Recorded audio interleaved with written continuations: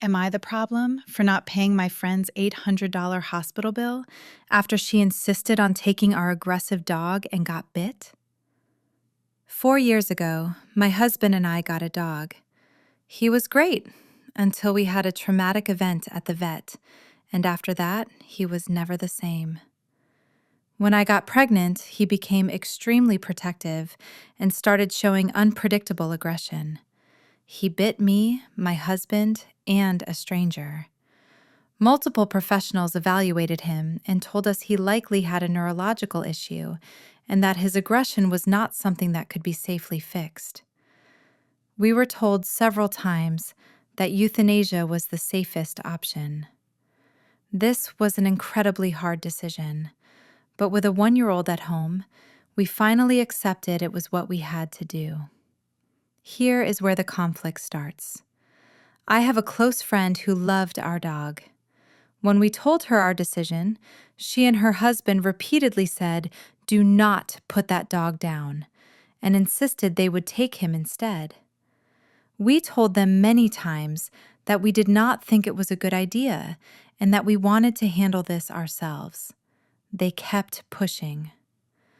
My parents overheard some conversations and also thought it was strange how forceful they were being. Emotionally exhausted and heartbroken, I finally gave in, even though we were clear that we did not want responsibility once he was in their care. We dropped him off, and within 10 minutes, her husband called saying the dog had gotten out and bit her. She had gotten in his face and put her hand near his mouth, something we had repeatedly said not to do because of his trigger history. We immediately turned around, called police and animal control, and got back there. The dog came right to us, and we put him in our car. The paramedics looked at the bite and said it was a superficial wound, and they recommended urgent care in the morning for antibiotics just in case. We offered to cover her visit. She said not to worry about it. She and her husband decided to go to the ER anyway. They gave her antibiotics, wrapped her up, and sent her home. We took the dog to an animal hospital for overnight holding until animal control picked him up the next day. He went on a 10-day bite hold and was evaluated again. They determined the same thing past professionals had. He was not safe to rehome. They euthanized him the next morning. This was absolutely heartbreaking, and not at all the way we wanted our last moments with him to go. After this, my friend and I barely spoke for months. Recently, we sat down to talk, and she told me she thought she was doing us a favor and that we could have said no. We regret this decision every day, but I definitely think I would have lost a friendship if I did not take him to her.